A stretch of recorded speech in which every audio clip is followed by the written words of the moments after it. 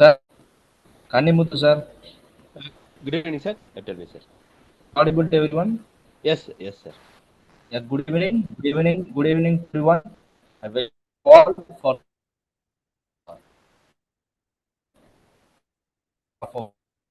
FTP.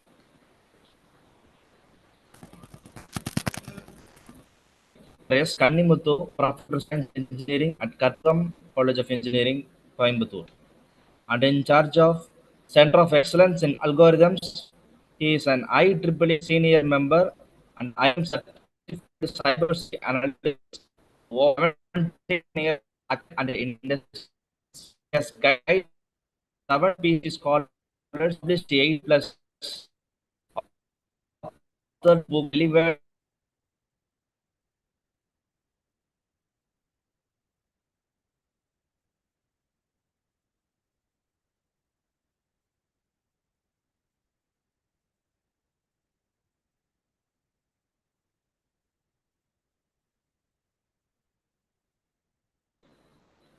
and I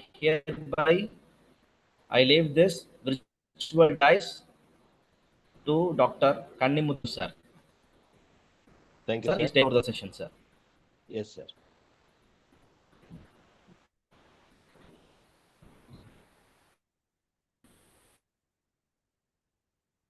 Are you able to view the screen, sir?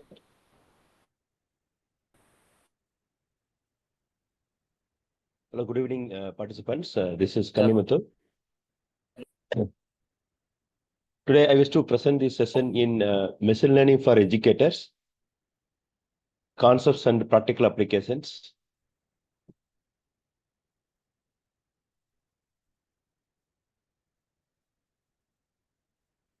This session agenda is to introduce about machine learning, that is basics of machine learning. And I wish to explain about the kinds of different kinds of machine learning. No, it is visible. Are you able to view the screen, sir?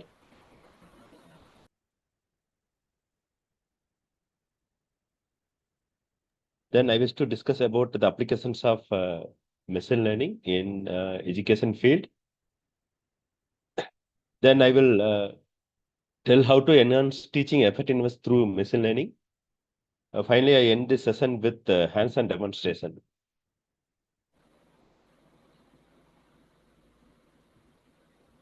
Actually, education field is rapidly transforming and progressing through digital technologies.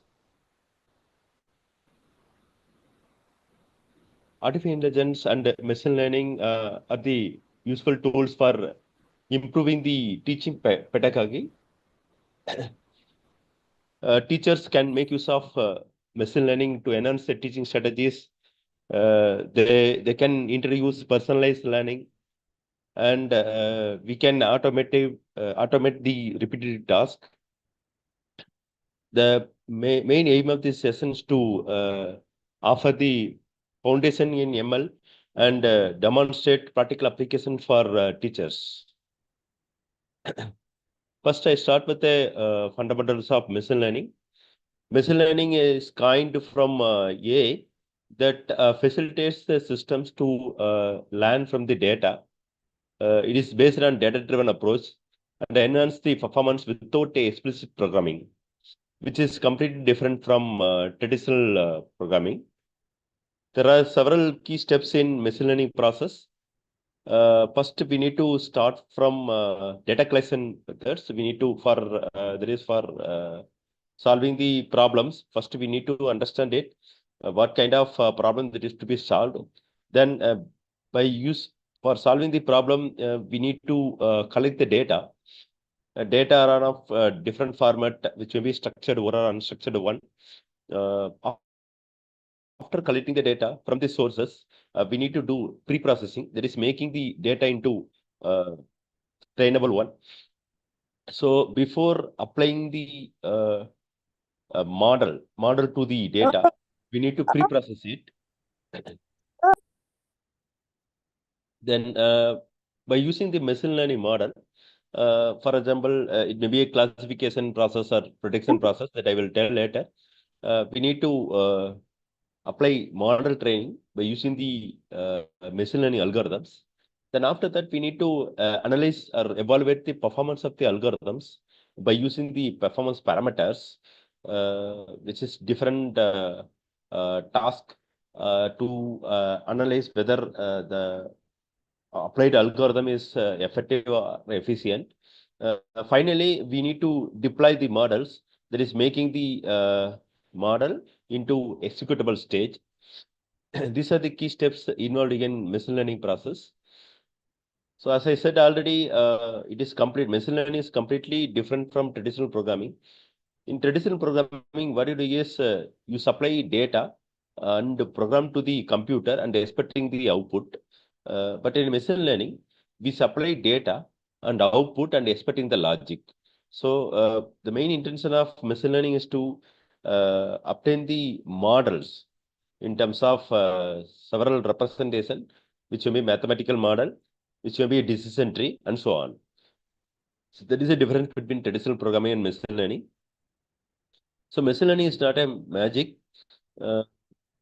In gardening, you deal with the seeds, nutrients, and the key players called gardener. Finally, your aim is to grow a plant that you can map with the machine learning.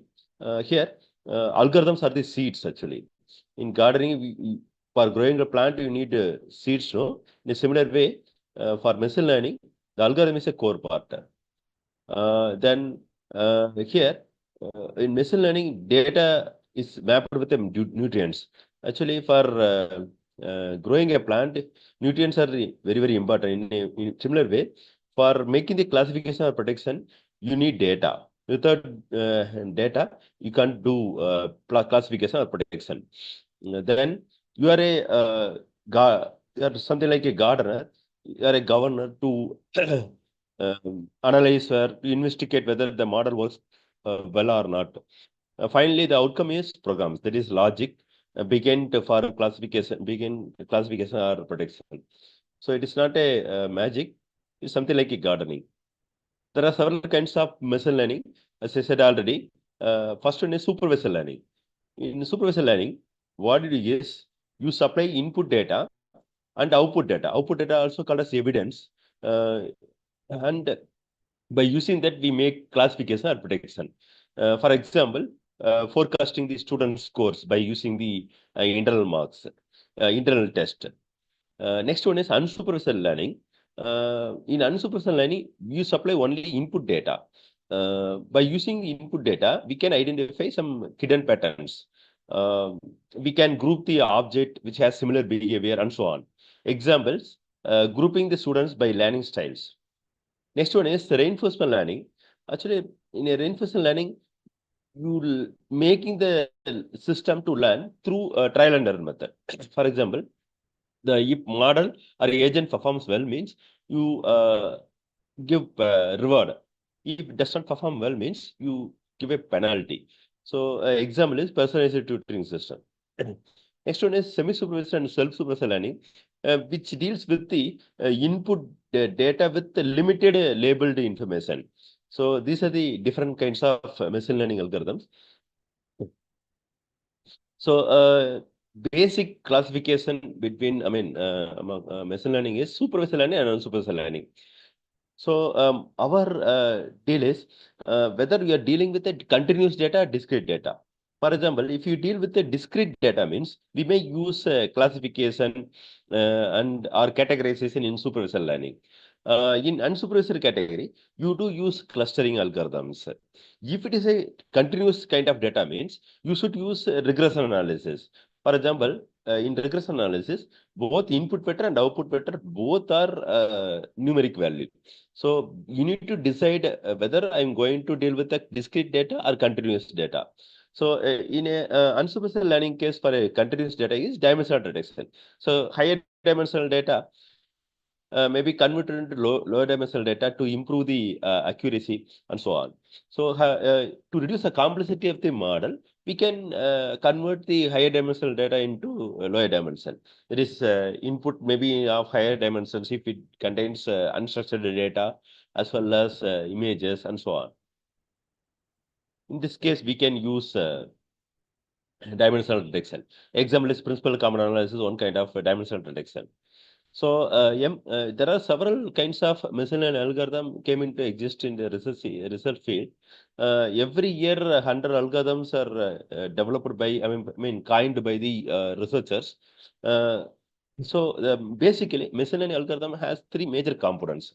One is representation. That is how do you represent the model in terms of, in for making the classification or prediction.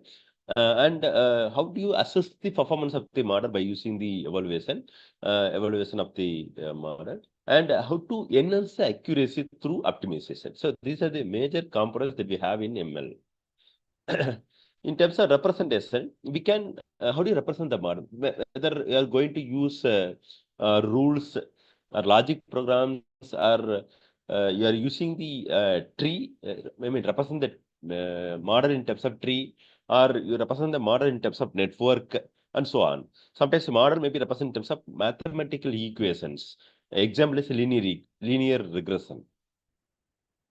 Next, you can assess the performance of the model by using the accuracy, precision, recall in terms of classification. For protection, we may use squared error, then cost or utility, and so on. For classification, if it is a probabilistic model, means we can use likelihood, posterior probability, and so on. If it is a classification problem, means we can use entropy, margin, KL dimensions, and so on. So by using these attributes, we can assess or evaluate the performance of the model. Next, to enhance the accuracy or precision recall, we may use optimization methods. Most prominent optimization methods is called combinatorial optimization, converse optimization, and constraint optimization. So combinatorial optimization mainly used in feature selection methods. Example is greedy set. Converse optimization mainly used to reduce the cost in neural network. So in neural network, multi-layer perceptron, we may try to reduce the error by adjusting the weight. So in that case, we use converse optimization. Example is gradient descent method, stochastic gradient descent method. In terms of constraint optimization, in a support vector machine, we may identify the margin, that is the hyperplan model is created by using the linear programming method. So we realize several applications of machine learning. That is in banking and finance, we use machine learning basically to identify the financial fraudulent activities by using the classification model. In banking, we can decide whether to give a credit card, debit card to the customer by using the data classification method. In agriculture, we may do yield prediction. We can identify the diseases. We can classify the diseases by using the machine learning algorithms. In medicine field, we use machine learning algorithm for a diagnosis and prognosis of a disease. In computer security, we may detect the malwares and viruses. We can forecast the intruder activities by using the machine learning algorithm. So we can retain the customers. We can, enhance the customer relationship with the help of machine learning algorithms. And also we can use a machine algorithm for education purpose and weather forecasting and so on. So here I wish to introduce some of the concept, key areas in machine learning. First, I start with classification problem, particularly supervisor learning. I explain about neural network. Then I introduce linear regression, logistic regression, Bayesian classification methods. Then I discuss clustering algorithms. There is unsupervised algorithm and dimensional detection. So neural network, here you are automatically generating the artificial neurons to identify the relationship between the input vector and output vector. So we can use neural network for classification as well as the forecasting purposes. We have a set of input data and a set of target value for a neural network, and we are trying to get good prediction that match those target values as closely as possible. So if any deviations or errors happen means we do optimization method to reduce the errors. So this is the simple layout of a neural network. Here you supply the input vector, and we artificially generate a weight vector, that is artificially generated neurons. That is also called as random numbers. So input vector is multiplied with the random number, that is weight vector, to obtain the output values. These values are thresholded by using the activation functions. So which is related to the brain neurons. So it's a brain neuron. We have billions of brain neurons in the human brain. So the every action has been done in the real world by associating one neuron with another neuron only. So in real world. So in a similar way, we are mapping the brain neurons with the artificial neural network. Here, we are artificially generating the neurons, random numbers, to associate the input vector with the weight vector to obtain the actual output. So we do classification by using the maybe non-linear classification or nonlinear classification by using the activation function. So here, if you have only one layer in between the input vector and output vector, means it will be called as a single layer perceptron.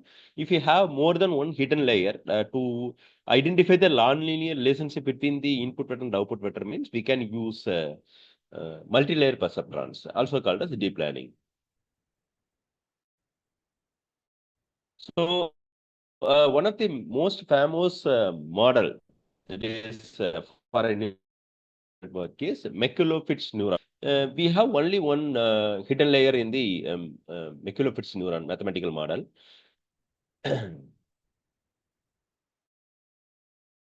You just supply input vector and artificial generate a weight vector, and you multiply input vector and weight vector to obtain the result. These results are summed up to send to the activation function. Activation function is responsible for giving the result, whether it is a zero kind of output or one kind of output. So Maculo-Fitts neurons is based on the formula that is summation of I equal to 1 to n xi wi. That is, if it is a two-dimensional data, means we can use x1 w1, x2 w2. So, and along with that, we use bias for making the system to learn.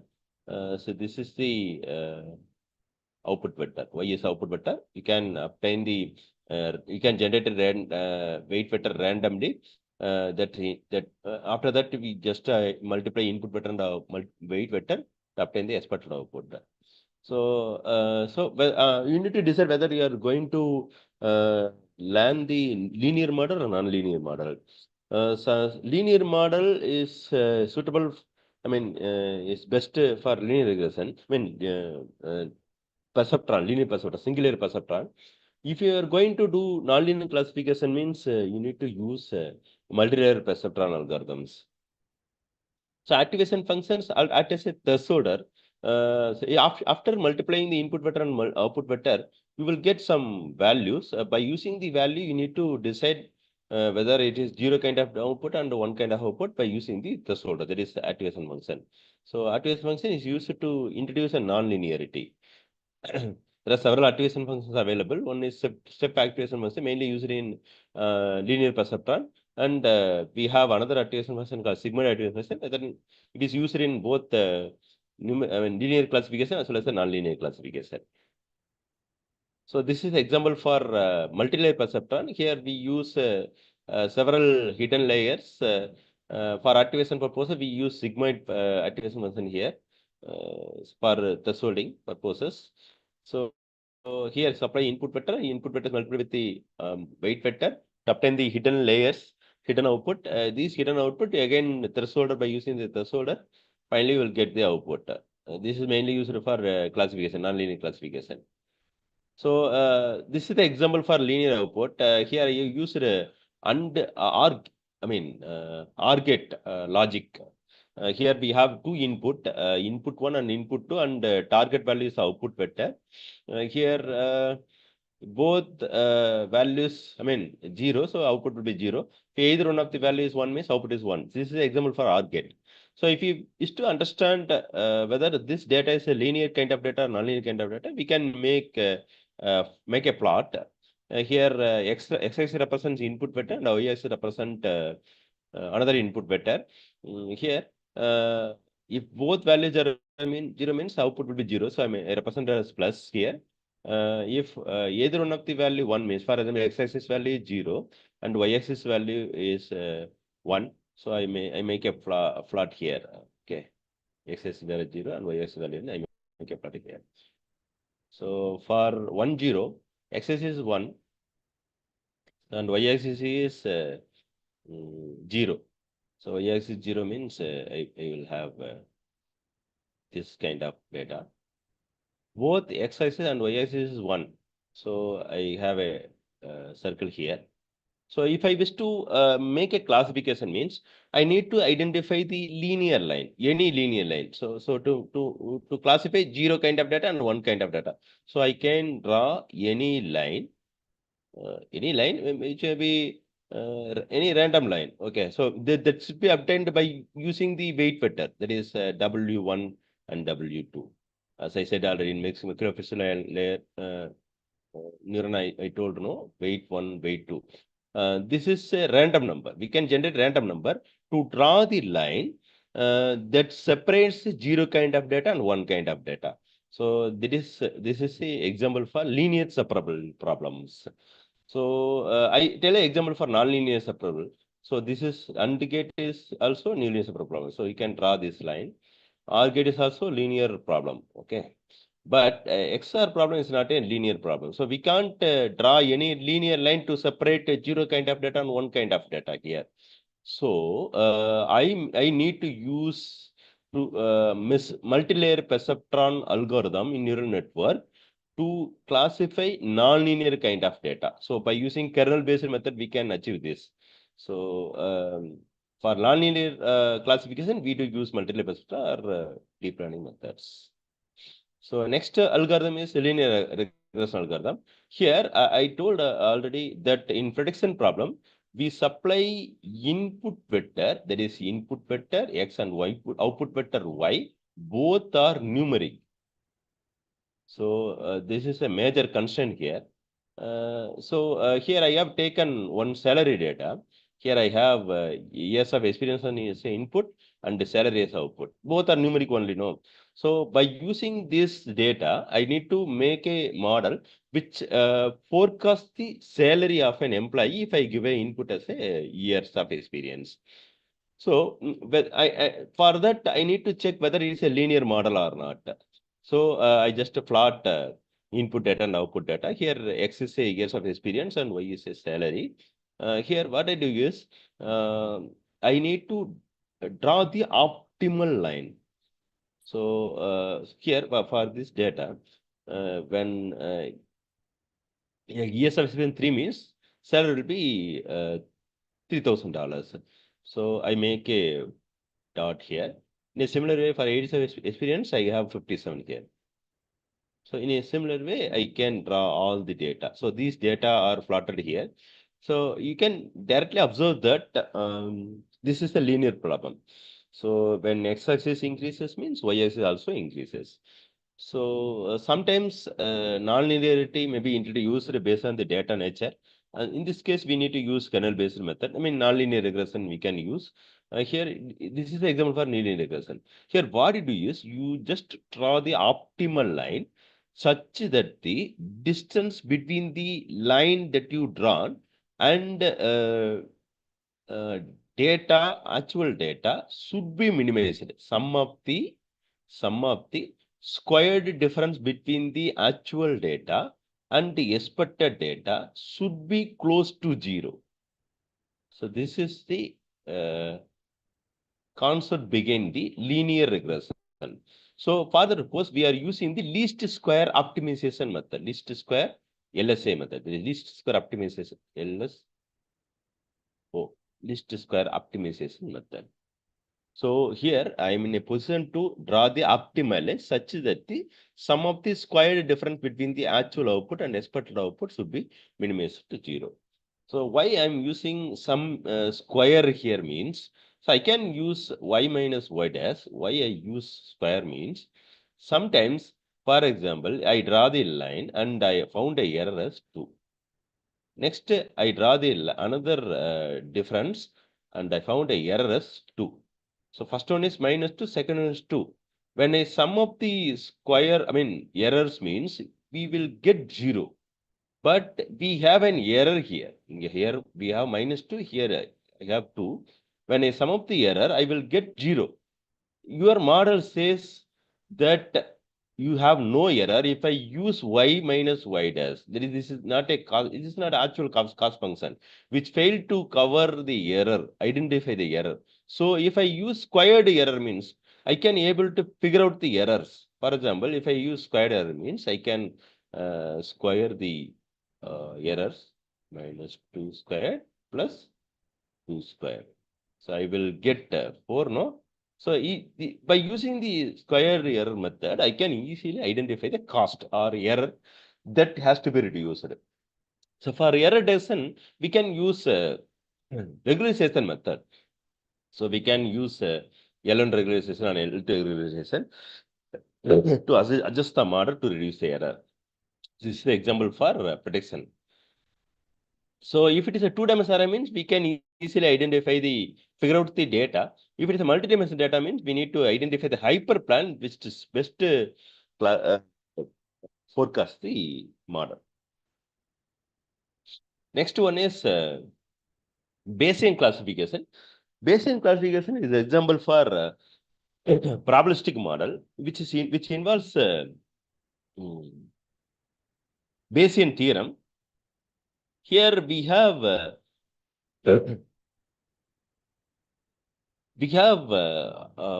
hypothesis, that is outcome, and input vector. So probability of hypothesis divided by given x equal to probability of x given h into p of probability of hypothesis divided by probability of x.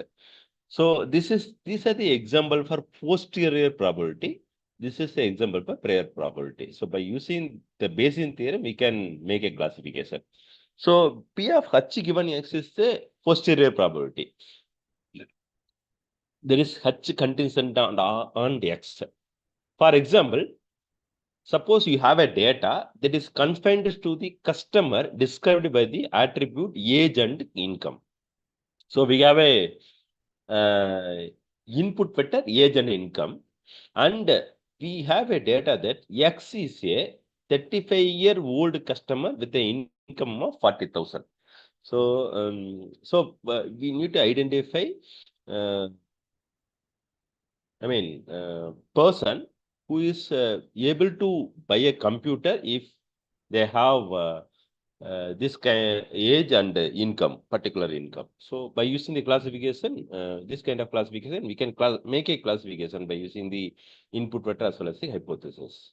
So probability of H given X means that it reflects the probability that a customer X will buy a computer given that we know the customer age and the income. So already we have a evidence. So if customer have particular age and income, they are able to buy a computer or not. So probability of H given X reflects the probability that customer X will buy a computer. So here P of H is a prior probability. In prior probability, is a probability that any given customer will buy a computer. So any customer will buy a computer. These details is available in the probability of H, which does not care about the age, income, or any other information for that matter. And probability of X given H is a posterior probability of X conditioned on X. That is, it is the probability that a customer X is 30 years old and earns 40,000. Given that we know the customer will buy a computer. Finally, f of x is a prior probability of x. That is, in our example, it is the probability that a person from our set of customer is 35 years old and earns 40,000. So by using this, we can make a classification. So we need to identify H condition and X in a Bayesian theorem. Next one is decision tree algorithm. In decision algorithm, we supply both the numeric value and discrete value. The output vector will be the discrete value. Like this, here I have both in numeric value and discrete value as input, and output will be the discrete value. So by using that, I can make a classification. Here in decision tree classification, output will be the decision tree. I mean binary tree. It makes use of greedy strategy to make a classification. Here we need to, for making the decision tree, we need to use a attribute selection method. There are attribute selection, several attribute selection methods available. First one is information gain, and another one is Gini index. Finally, last one is gain ratio. So by these methods, we can choose the best attribute to make a classification, data classification. So next one is k nearest neighbor algorithm. So k nearest algorithm, neighbor algorithm is mainly used to make a classification. Here we use data, both numeric value and discrete value, and output will be the discrete value. I will give an analogy for this model, this kind of model. Suppose you are in a nightclub and decide to dance. It is unlikely that you know that the dance moves for the particular song that is playing. So you will probably try to work out what to do by looking at what other people close to you are doing. So by seeing the other people that they dance, by using that we can make a dance. Even if you don't know the dance steps. The first thing you could do would be just to pick the person that is closest to you and copy them. So this is the analogy. However, since most of the people you are in the nightclub are also unlikely to know all the moves, you may decide to look at few more people and what to do most of them are doing. This is the pretty much exactly the idea behind the nearest neighbor method. If you don't have a model that describes the data, then the best thing to look at similar data and choose to be in the same class with them. So by using the KNN, we can make a data classification. Okay, basically, it identify the, for example, if I have a input vector and that I want to classify whether 0 kind of data or 1 kind of data. So I just take a input data and compare with the trained data. Already existing data, that is historical data, by using the distance-based method. So by using the distance method, we can identify the distances of all the input data, that is historical data. Among that, I can pick the closest data. By using that, I can classify whether it's a 0 kind of data or 1 kind of data by using the majority voting. So I can use Euclidean method, Manhattan method, and Minkowski distances.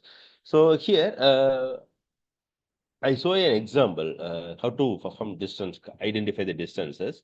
Euclidean distance is a one kind of distance-based method, famous, prominently used method. Other methods called Manhattan and Minkowski are rarely used. Here, I have an input vector, height, weight, and t set as a discrete value, output vector. So I can, I wish to identify the distance between the that is model that you wish to classify. Here I have historic information, height and weight, and t-set sizes. Now I am in a position to choose the t-set size for the input vector 161 and 61. To achieve that, I can identify the distance between these historic information and the test data. So for example, I take 158. Here I use a distance-based method called the equivalent distance. 158 minus 161 whole square. By square root. This it makes use of square root. No, see here. Next, I take another vector, 61 minus 58.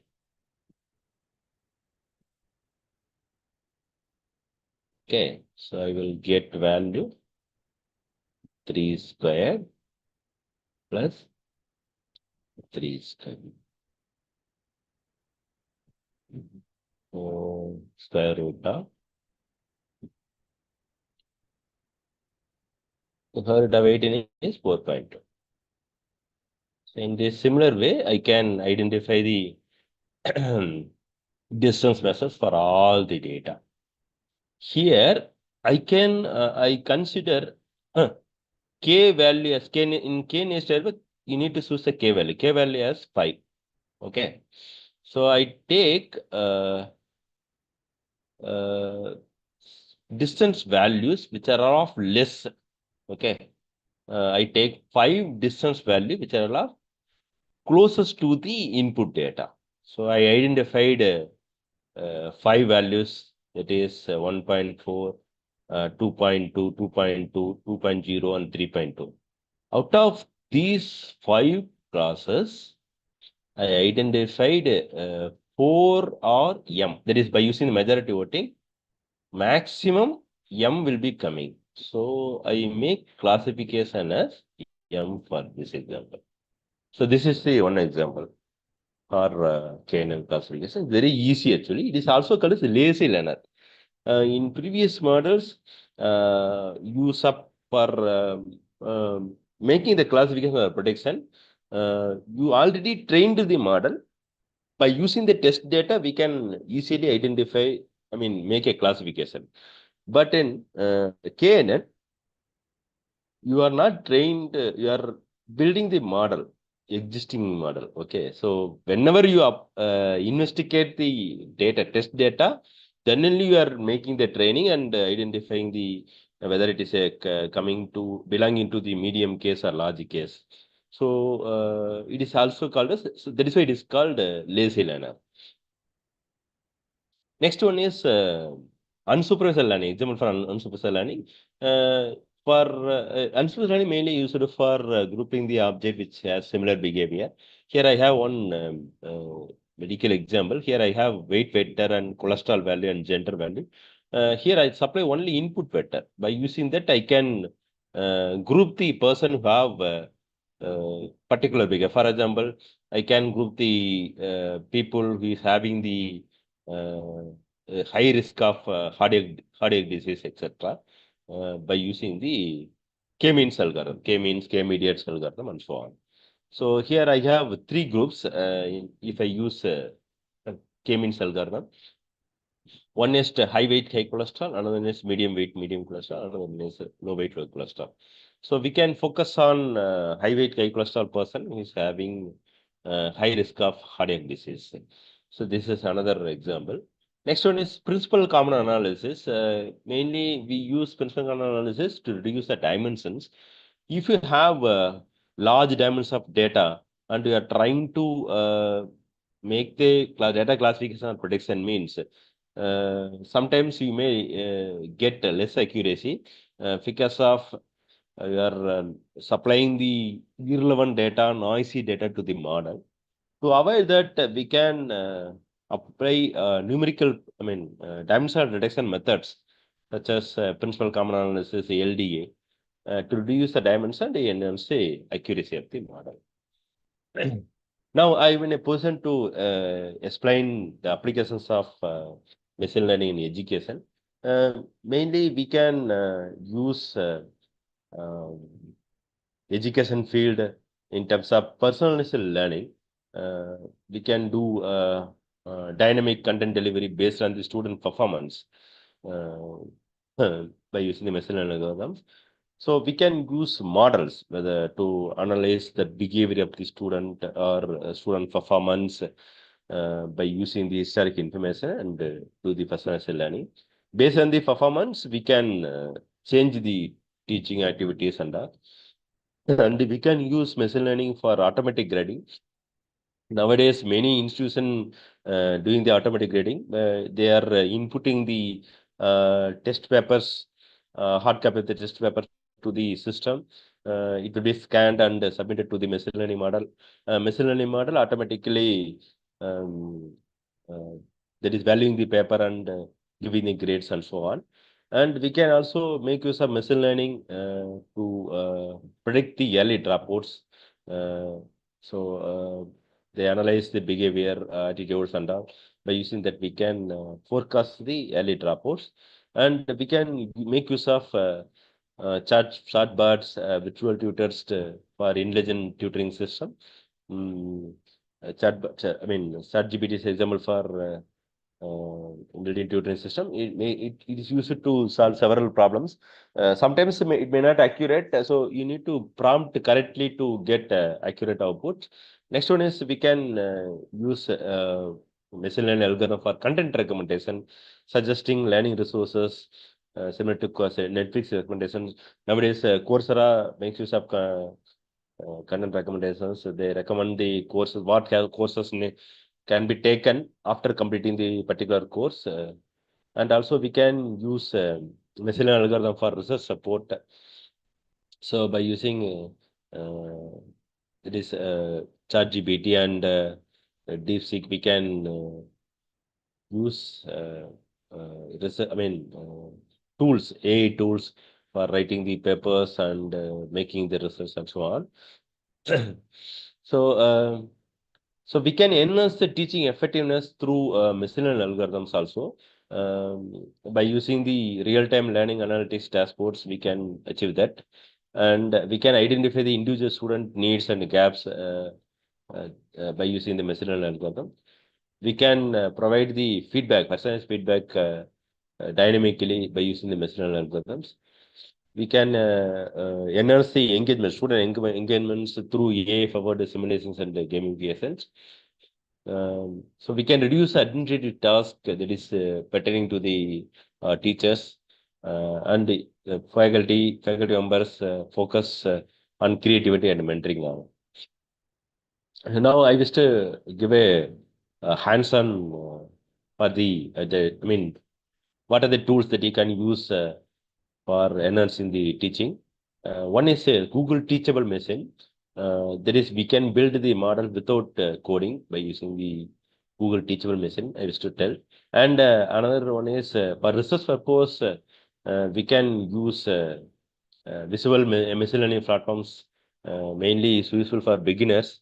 Then we have one facility that is LLM facilities available in Jupyter Notebook.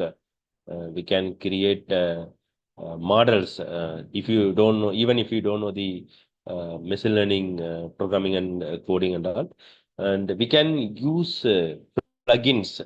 For example, in Moodle, we have AI plugins, which will be useful to provide the grades, and we can recommend the content, courses, and so on.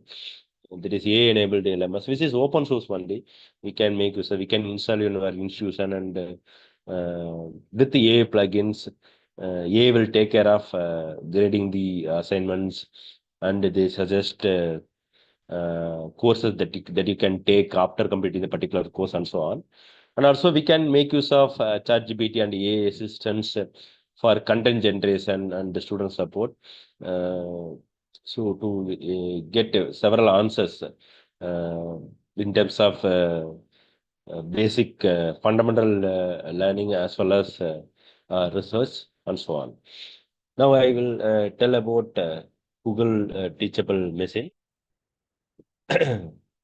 So just in Google, just type Google Teachable Machine. It is not installable. Just you can directly use. It's available in website. Click Google Teachable Machine. You can start. See here, I wish to train the model. So you can take any kind of project, image project, audio project, and post project. No need to code it. Just click the project. I just choose an image project. So I just use standard image model. Okay. So I used two kind of classes. This is example for binary classification.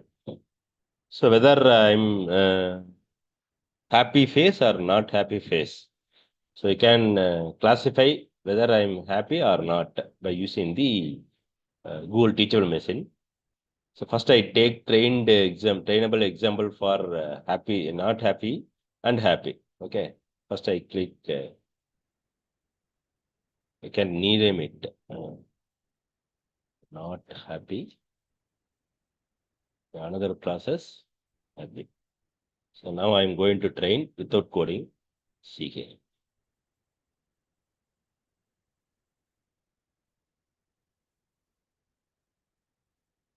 Wait a minute. The video is already used by the Zoom, so I just now I try.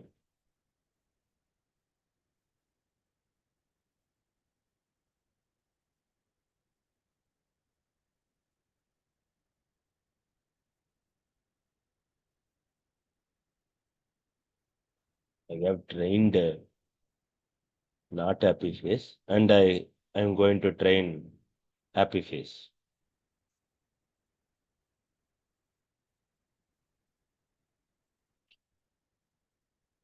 So I have trained not happy face. Okay, several faces. See here, I have trained data. Temporarily, I have suspended Zoom video because it is used by the teachable machine. So I have not happy face, and here I have happy face. Now I'm going to train the model without coding. See here, it's making training.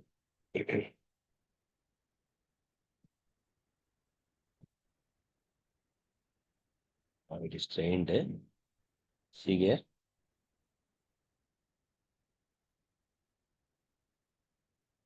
So now I'm going to disable the Zoom video to check classify whether it is a happy or not happy.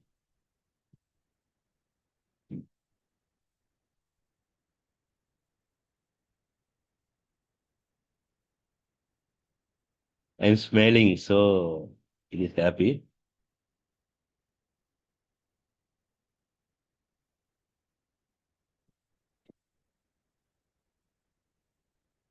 So I can make a classification. So in terms of if I have happy means percentage will be high for happy. So this kind of tools can be used for the uh, ML classes. So we can impart this machine learning concept to the students for data classification problems and all. So we can make use of teachable machine for machine learning tasks without coding. So this is one example I wish to show. You can try this method, teachable method. Okay.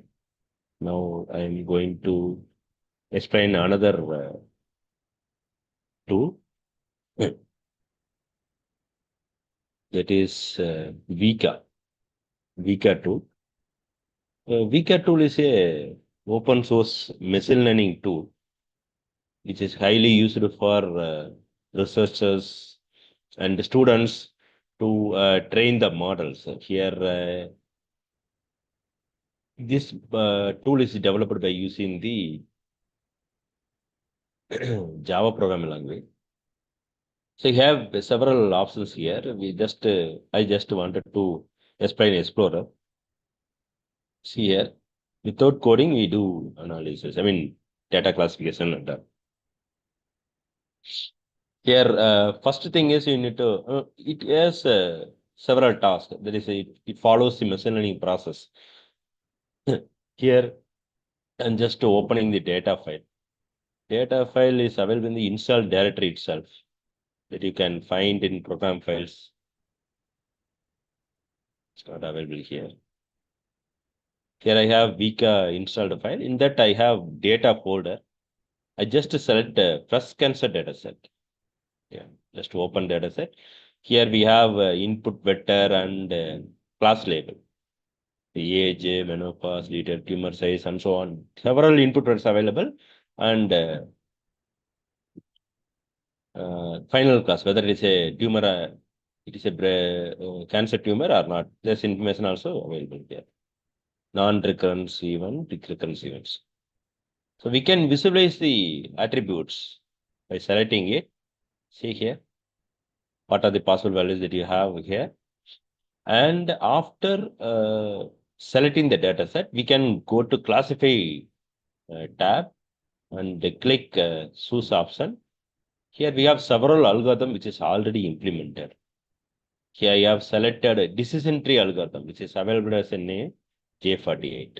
Okay, I just selected. Now I can apply percentage split option.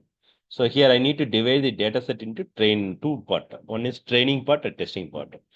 In training part, I need to supply 80% of data. The remaining data will be considered as a testing data. So by using the training data, we can build the model. By using the testing data, we can evaluate the performance of the model. Now I click start button. Automatically, you have decision trees.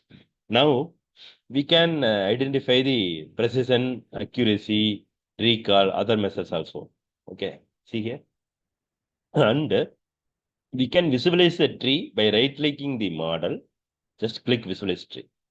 So we can visualize the how decision tree. This is one kind of model represent how decision tree is developed. I mean built.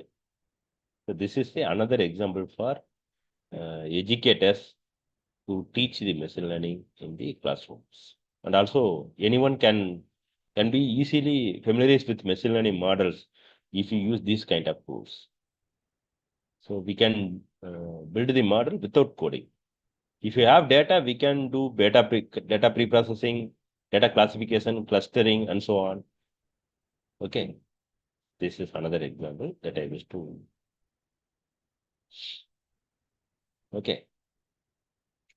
Next one is that I want to see is Jupyter Notebook. So I just wanted to show the Google Colab. There is a online Jupyter Notebook only. Here we have Gemini LLM model. Okay. Use Gemini LLM model for building the models. See here I have clicked a new notebook. Automatically will be opened. Here you can have an option called generate with the AI. Just click generate with the AI. So it will ask whether what I can do. So I just tell the information. Build the classification model using the generated data. Just I given the information, just prompting it. Automatically it will work on the model building. So it will show the steps. What are the steps he is supposed to, the model supposed to do. So here it will give the input data and see here. Accept run. I'm just clicking accept and run.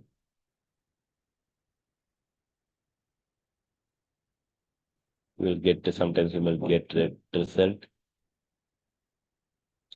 Here data is not defined, so it is working actually. But automatically it is generated the data. Then you get the code, and after running this you can run this one.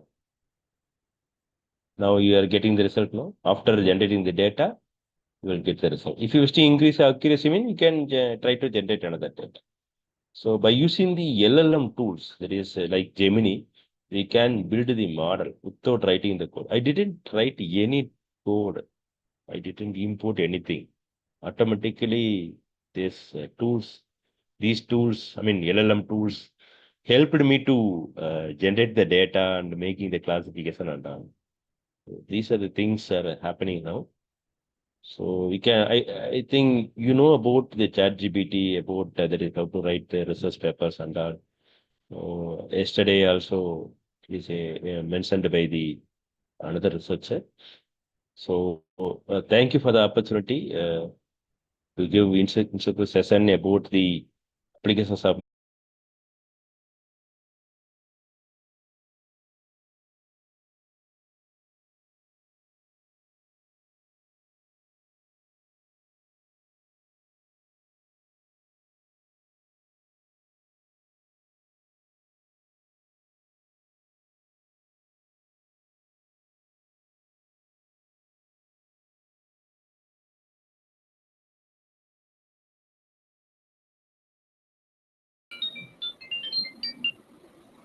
Sir,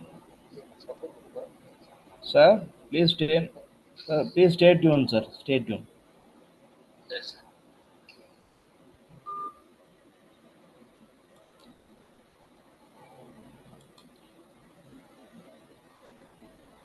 If you have any queries, you can raise. Is it audible now?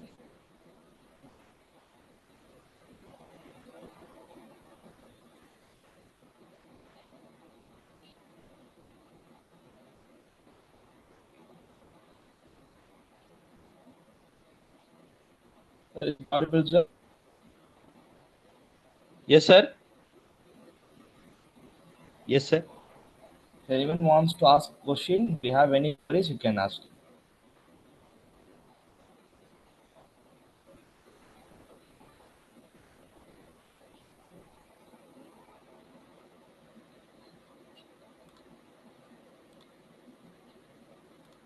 If anyone is having any queries, you can ask Dr. Kannimuthu, sir.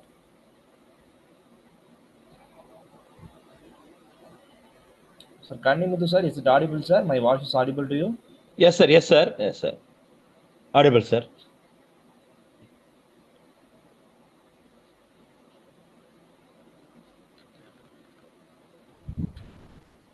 I can conclude the session.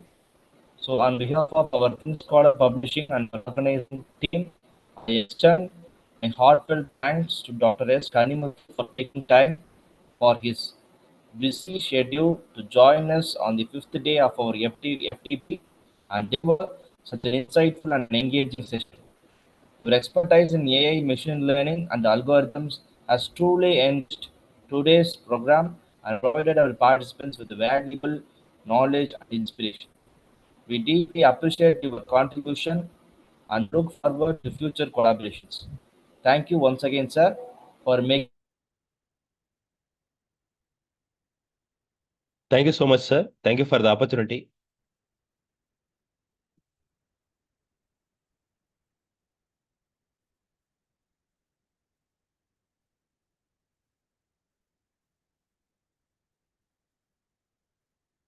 Host,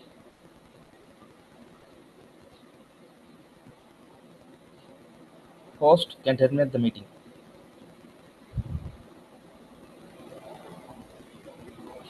Okay.